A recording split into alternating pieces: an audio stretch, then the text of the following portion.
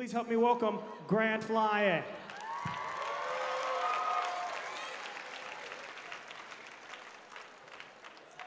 Hey guys. I am gonna come right out and say it. I am addicted to fireworks, okay? I have actually been arrested 3 times in my life for doing fireworks. I've never been arrested for anything else 3 times for doing fireworks. And we have a 3-strike rule in this country. So I almost went to jail for doing fireworks. Are you kidding me? What would that have been like? Hey, punk, what are you in here for? Sparklers! It was badass. I was all like, go USA, I'm celebrating your freedom by risking my own. I make terrible decisions. I went to college, I graduated, that was a good decision, but after I graduated, thank you, after I graduated, I moved back in with my mom, which was a terrible, awful decision, because I was on my own, I was living in college doing whatever I wanted to do, and then I had to move back into a house with all of her stupid rules again. You know, I had to fold the towels in 3 sections because we don't want the seams to show. Do we? No. Do you know how many times in college I got out of the shower and rolled around on the carpet till I was dry? Yeah, and we had hardwood floors, all right? It was a tough life. I was eating cereal in the kitchen one morning, and my mom walked in while I was eating cereal, and she honestly said this, Grant, I noticed you're using an orange bowl, and you're actually not allowed to use those right now, because those are the Halloween bowls.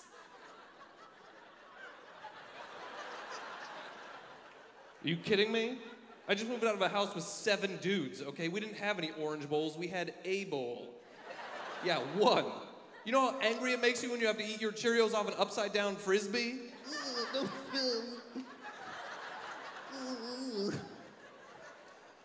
The only other option was to dunk each Cheerio individually in a glass of milk.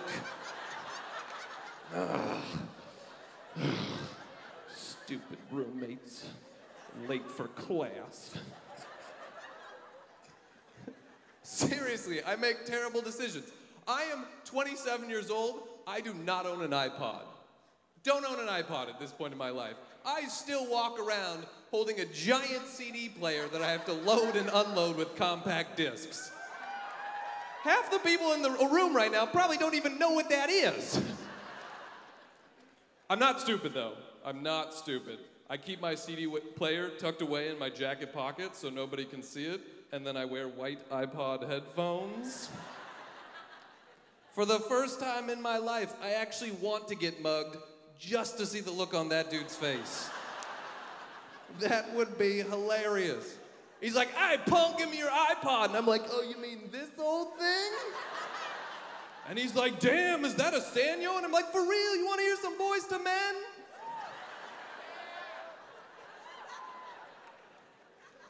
Ugh. I have a birthday coming up, actually, which I'm not that happy about it. Because, like, I loved my birthday when I was a little kid. Because when you're a little kid, you get to ask for fun, exciting birthday presents all the time. Like Super Soakers or Nintendo games. But now that I'm an adult, I hate asking for presents because I'm poor, which means I can't ask for fun birthday presents. I have to ask for, like, boring, practical things that I can't afford to pay for myself. Like, hey, Grant, what do you want for your birthday this year? Medicine.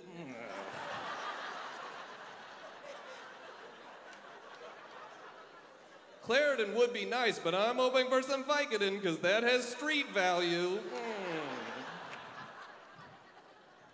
These glasses, this was actually my birthday present from my mom a year ago. My glasses were my birthday present. Whoa, exciting. Not only is that true, I had to go pick them out with my mother 2 weeks before my birthday, and then she insisted I wasn't allowed to have them until the actual day of my birthday. Yeah, we don't want to help somebody with their failing eyesight as quickly as possible. No, walk into more things. It's hilarious.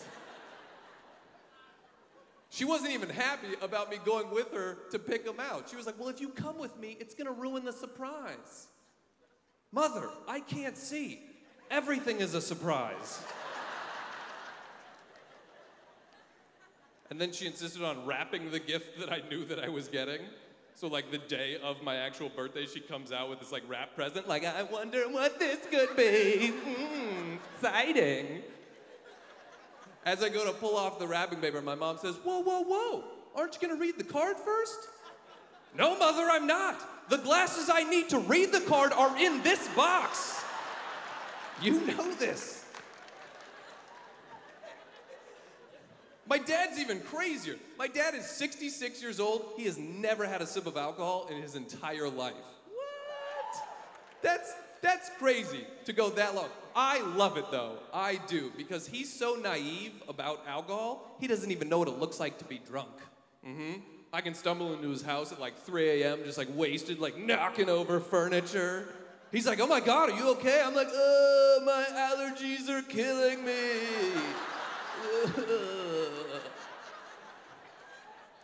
He's like, take some Benadryl. I'm like, no, the only thing that cures these allergies is my ex-girlfriend.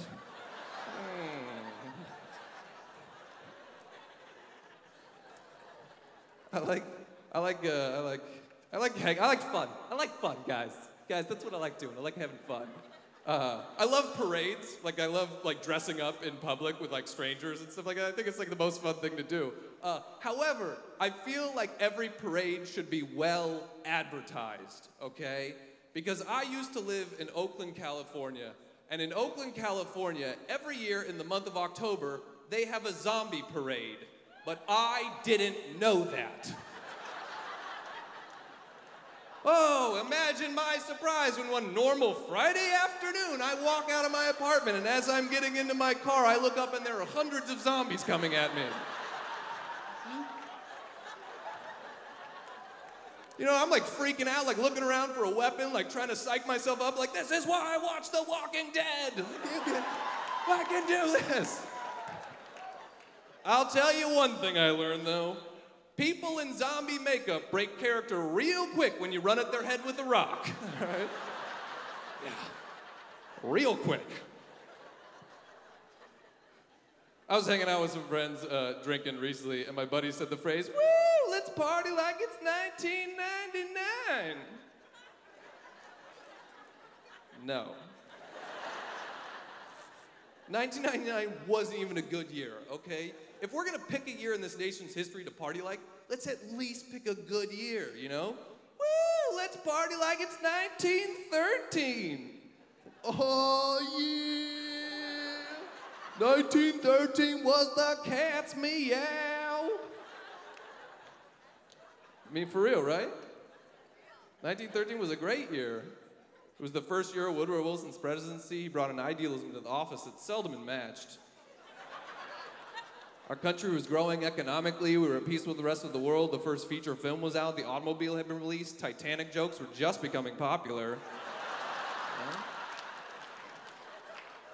Yeah, she was loose, I tell you. She went down on me like she hit an iceberg. Hi-yo. Yeah. It's a great year. Great year. My buddy was like, fine, you can party like it's 1913. I'm gonna party like it's 1923. Like, dude, you're an idiot. 1923 was the era of prohibition. There was no alcohol then. Have fun at your sober party. Stupid. Stupid party. Nobody's gonna have fun. You know, this is my impression of a party in 1923. Hey everybody, I'm glad you guys are here. I'm sorry I don't have any alcohol. You know, it's the law these days. But guess what I do have? 12 types of bread. We're gonna get so full. It's a stupid party.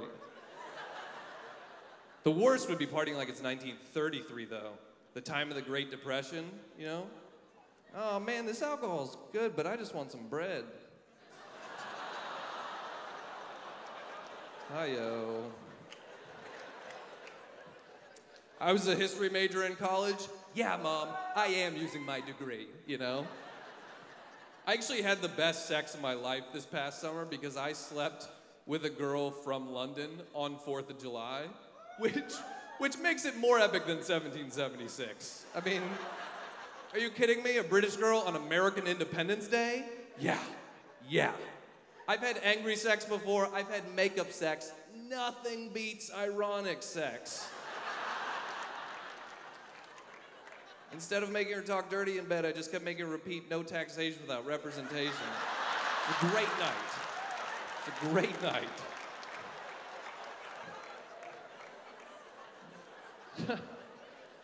I am a romantic at heart, okay? I am. But I have learned that there is a fine line between being romantic and being creepy, and I do not know where that line is. It's like, surprise, I brought you roses. How did you get in my house? I'm calling the police. I cut your phone line so we could be together forever.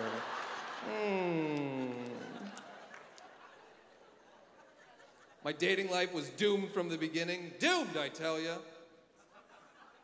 Growing up, I lived on a street called Man Love. That was the name of the street that I lived on. Man Love was the name of the street that I lived on. Have you ever played that game, like where you try to come up with your porn name, you know? Right, you take your pet's name and your street name and you put them together. Ha ha ha, that's fun for the whole family. Yeah, I didn't get too many roles with the name Buttercup Man Love, all right?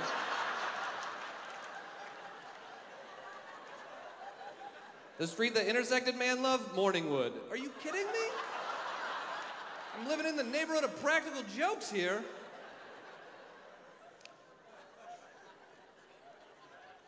I don't even want kids myself. Like, that's a decision that I've thought about a lot. I actually love kids. It's a lot of responsibility, and I don't think I want to do it myself. But when I tell that to people, they say stuff like, oh, that's being selfish. You don't want kids, you're just being selfish. What? I don't agree with that logic. Not wanting a baby is not selfish. It would be selfish if I wanted all the babies. Like, what? I'm not a weird baby collector. What are you talking about? The worst thing people say is that, like, oh, you can't love a kid until you have one. Yeah, but if you don't have one, you can hate all of them, okay?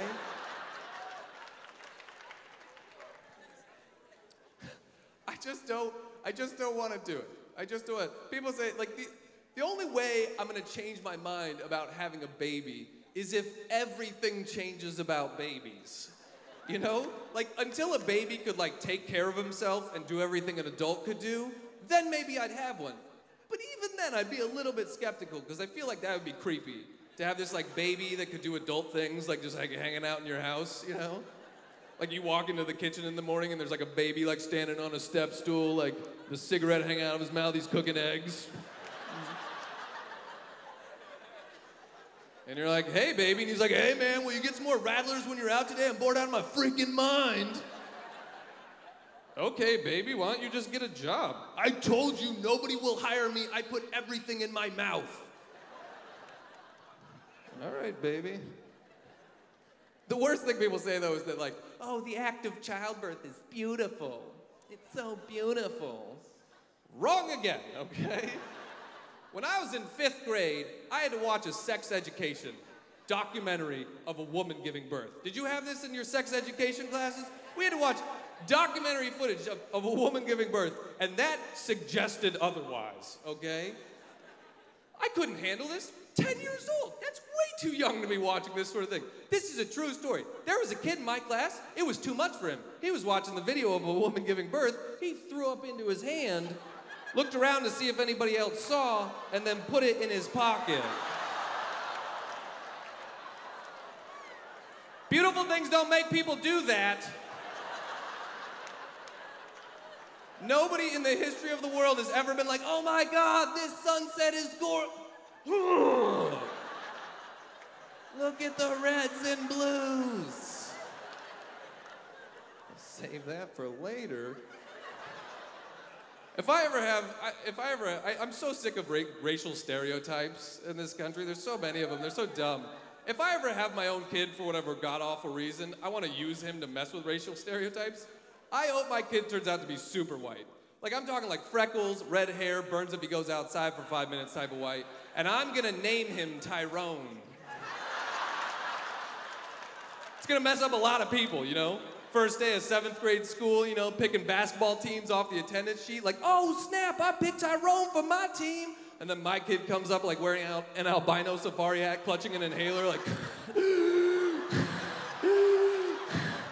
is my first time outside. Thank you guys very much. I'm Grant Lyon. Peace.